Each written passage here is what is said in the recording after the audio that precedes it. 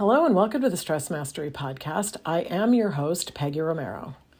As always, I thank you so much for joining me today. Finally, it's Saturday, and here I am. So the topic this week has been respect. Respect is defined as a feeling of deep admiration for someone or something elicited by their abilities or achievements, or regard for the feelings, rights, or traditions of others. Well, it was my intention to do a podcast on self-respect, but if you heard Bill's podcast on Tuesday, who's a much better podcaster than I am, he stole my idea and did self-respect. Self-respect is so very important, and I often encourage you guys to find stillness and get to know and understand your best self. Find respect for yourself. I mean, you're fabulous. From the Course in Miracles, I am not a body, I am free, for I am still as God created me. That means that you're perfect just the way you are. You're exactly as God intended you to be. And He's the creator. He's the maker of everything. To connect to that which you truly are, and you will find both self-respect and also peace, which, peace is amazing. Honor yourself by being your best. Create awareness. Start by naming the ego. That condescending, critical voice, that mean voice in your head. It's not even you. Just see it, know it, and separate yourself from it. Let it go. Stop listening to all the reasons that you're not good enough. You are beyond magnificent. Trust God. Know that you're worthy to receive all great things that this life has to offer. Remember, God is love, and we're one with God, so we're love. God is everywhere, so He must be in you. You're fantastic. No one, not one of us, is outside of that truth. No one is. It's true for one. It's true for all. Love, love, and love some more. This is our true essence. This is how we stay connected to everyone and everything. Learn to respect yourself and others. We are all one. I've had that conversation with my brother Mick on several occasions. He always felt less than, never felt good enough, never had any self-respect. My nature is to build people up. So I want everyone to be happy with themselves and feel good about themselves. My brother was a drug addict and alcoholic since he was a kid, and he passed away this week. I imagine he died feeling zero respect for himself. I hope that's not true, but I suppose that it is. I assume that he died feeling unworthy of respect from anyone else either. Perhaps by societal standards, there may be some truth in that, but not in my eyes or the eyes of his siblings and family and friends that loved him. Actually, just like you, he was beyond magnificent as well. He complimented women who looked like they may need a compliment, disheveled, overweight, old, whatever. Ma'am, you look beautiful today. That dress you're wearing lights up the whole world. Or that smile makes everyone who sees you want to smile. Thank you. I have 100 texts. I love you, Peg. Tell your kids I love them. Hey, can I have Jenny Kelly's phone numbers again? Because he was always losing everyone's number, but he knew mine by heart. Don't forget to tell them that I love him, and don't forget to say your prayers. He remembered all of our birthdays, even through all these drugs and alcohol. He constantly reached out to all of us to tell us how much he cared, and just bringing up old memories and old fun times that he had. Believe me, his drunken texts drove us all crazy, but at the same time, it breaks my heart knowing that I will never receive another. He wasn't afraid to show his love. Guys, please show love to those who seem unworthy. Everybody's worthy of love. Find some respect for those who seem unrespectable. I'm just asking you. They need it. We don't know their hearts. We can't see their pain. They deserve it, though. Everybody deserves respect, just like you do. Self-respect and respect for others, Respecting the unrespectable, I'm not sure if that's a word, but it's just showing some kind of level of understanding or compassion or care, even to people completely opposed to our own beliefs or our values. It doesn't mean condoning harmful behavior, but maybe just approaching difficult situations or conversations with some little bit of open-mindedness and a whole lot of empathy. You can do it. Recognize their humanity. Every person, regardless of their beliefs, is a human being. They all have their own emotions and experiences. separating ideas or behaviors from individuals, right? Hate the sin, but love the sinner. I can't stand drugs, but I love my brother. I hate drugs because of how I grew up, and I chose not to take them. But by the grace of God, there go I, or whatever that saying is. I mean, we all came out of that house differently. I'm thankful for how I came out. I'm sorry for how my brothers came out. This is the second brother that I've lost to drug and alcohol related stuff, and they were both in their 50s when they passed away. Respecting the unrespectable does not mean like tolerating or enabling their harmful behavior. It's about finding a balance between the open-mindedness, empathy, and then also maintaining your stand. Like, he could come to my house, but he couldn't get wasted there. In fact, Mick just came and stayed with me for a couple weeks. I think it was last winter. I mean, it was just earlier this year. And we had a deal, which he stuck to. He could smoke all the pot he wanted. Mellow's a melt. So, of course, I want him to be mellow because he's full of energy, even though he took drugs and stuff. But I wouldn't let him drink more than 3 beers a day. So every 2 days we would go buy a 6-pack, and he had to make it last for 2 days. I mean, he acts stupid when he drinks, but that was our deal. And like I said, he kept his word. So he was a great guy, even though he was completely messed up. He still had a good heart. So anyways, we did the topic on legacy for the podcast a week. I think it was the first week of January. And Mick, my brother, was my topic for legacy. So I'm going to finish up today's podcast with that one. David so kindly said that he would splice these together. It shows how much I love and respect my brother, who was so totally unlike me, believe me. Not a lot in common, but we did look alike, though. He is gone, and I get to live with no regret because I showed him love and respect as much as possible every day, and I tried to encourage him as much as I could. And I want you guys to do that too. Don't have any regrets. Be your best, and you won't. So I hope this podcast will be food for thought for all of you, and I promise you, if you look to find the good in others, you'll find it. So please look. And then when you see it, be grateful. Enjoy the podcast. Mick has been addicted to drugs since he was a freaking child. I mean, he started drinking when he was less than 10. He got addicted to heroin by the time he was in his young 20s. Mickey actually overdosed on my kitchen floor on my little boy's 3rd birthday. He started a bike messenger service in his young 20s. I think he was in his young 20s, delivering documents around downtown Portland, from one business to another. Jack Flash messenger service. He was like a pioneer, and he was quick. He was an entrepreneur who was full of energy and could do anything he wanted to do. All he had to do was set his mind to it. He was so good and had so many customers that he had to buy more bikes and hire another couple kids to help him. He was also going to college, and he was doing really long bike rides. And he was just always looking out to help other people. He wanted to work with underprivileged youth. Unfortunately, he drank too much and was, using drugs for all those years. But he did keep it together for a long, long time. He had an apartment in downtown Portland where rents are high. He had a really cute apartment. It looked to me like he was doing really well until the drugs and alcohol inhibited his ability to maintain good service. He lost his beautiful girlfriend, lost his customers, lost his apartment, and eventually even lost his bikes. He started couch surfing around. Lots of people loved Mick, and he knew that we loved him, and we all tried to help him. But nobody in our family is going to support a grown man who will not support himself. We tried for years to help him. We got him in counseling. We even went to a counseling group with him, rehabs, interventions.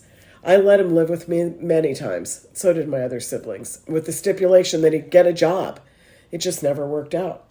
We tried everything that we could think of doing, but I had my kids, and I couldn't have his stinking syringes and heroin around my house. I just couldn't live like that. But you know what? He couldn't live without it. So I had to make the decision to keep my kids safe. It took a long time for me to use tough love on him, but I did, and so did the rest of my family. Mick just couldn't straighten up. We didn't know how to help him. And he loved us enough to move away from Portland, his family, and all he had ever known, so that we wouldn't have to watch his demise. He ended up going up to Seattle, where he lived on the streets, literally homeless for over 10 years. Everybody loves Mick, so I suppose a lot of people helped him.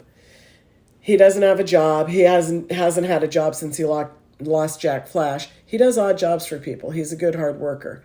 He just doesn't have the wherewithal to get up every morning and go to work, I guess. Well, how does he pay to live, you may wonder? Well, Mick was blessed with a fantastic ear for music. He's a talented musician. He makes tips by playing music on the corner at Pike Street Market year after year. I think he's been up there probably 20 years by now, I'm not sure. Finally, after living on the streets for all those winters for a decade or more, he did get an apartment. Maybe 12, 15 years ago, he got a Section 8 apartment. It's only $50 a month. My sisters and I were so happy when he got this apartment. We gathered up all that you need to set up house, and we brought it up to Seattle for him. A love seat, a bed, dishes, towels, rugs, cleaning supplies, a small table and chairs, pots and pans, whatever we could think of. A lot of it we just already had in our own houses, but lots of it we bought. We were so relieved that our brother was no longer on the streets. I mean, what's your worst nightmare when it comes to tough love? That they end up on the streets on drugs? Yeah, well, that came true for us. It was hard to live with. So I'm crazy about linens. I love sheets and blankets, comforters and stuff. So I bought him a couple comforters for different seasons. Warm blankets for winter, cool breathable cotton blankets for summer, several sheet sets, again, for different seasons. Flannel to keep him warm in the winter, cotton to keep him cool in the summer. You guys, of all the stuff that I brought him, he kept one sheet and one blanket and gave the rest away. Seriously. He's like, Peg, thank you, but why do I need these warm blankets and comforters? I have heat and a roof over my head. These guys are freezing out on the street. He gave them away. But that's Mick. He would have let them all move into the house if he could. Thankfully, they've got strict rules, and he's the only one on the lease, so he knows he would have been evicted for having overnight guests. Otherwise, he'd have the whole streets of Seattle living there. One winter, it was unusually cold, and we had a ton of snow, and it was going on and on for days. I was in Portland, and he was in Seattle, and he calls me, hey, can you send me some long johns and maybe some socks? I'm freezing out there, but I got to go out and play because I have to make money. The tourists are still out there, so I got to get out. He doesn't ask for stuff for me very often, so I sent him a ton of stuff. It was around Christmas time, I think. Like a 6-pack of thermal pants and a 6-pack of shirts and a whole bunch of socks, several hats and gloves and scarves and those thermal warmers that you can put into your gloves and your shoes, to keep you heated up. Probably a coat too. I don't remember. So he calls me and says, oh man, thanks for sending all that stuff. You made so many people happy. That was so nice of you, Peggy. What? Mick, you gave it away? That was for you. And I still remember he says, how many pairs of long johns and socks do you think I can wear at a time?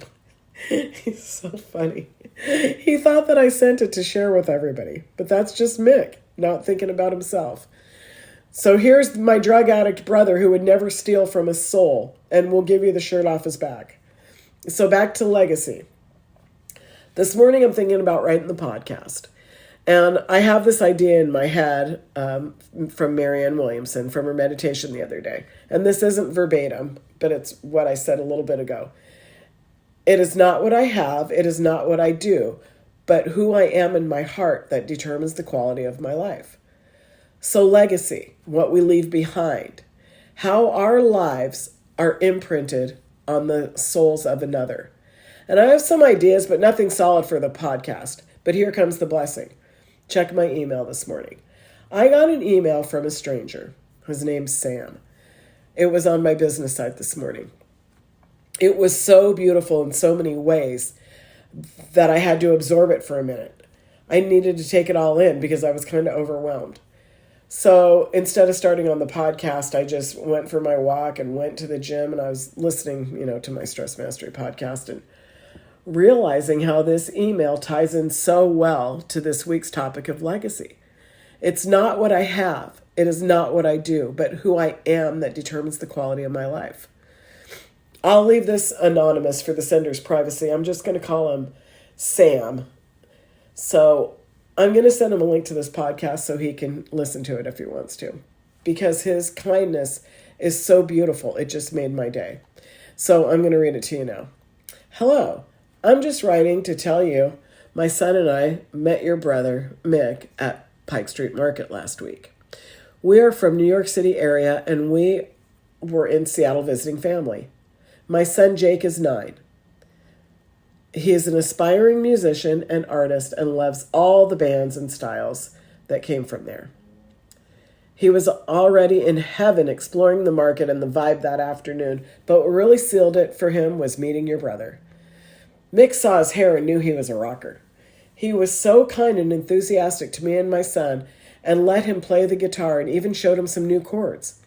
He wanted to make sure that he helped promote your writing also by telling me about your book and insisting on giving me the name of it.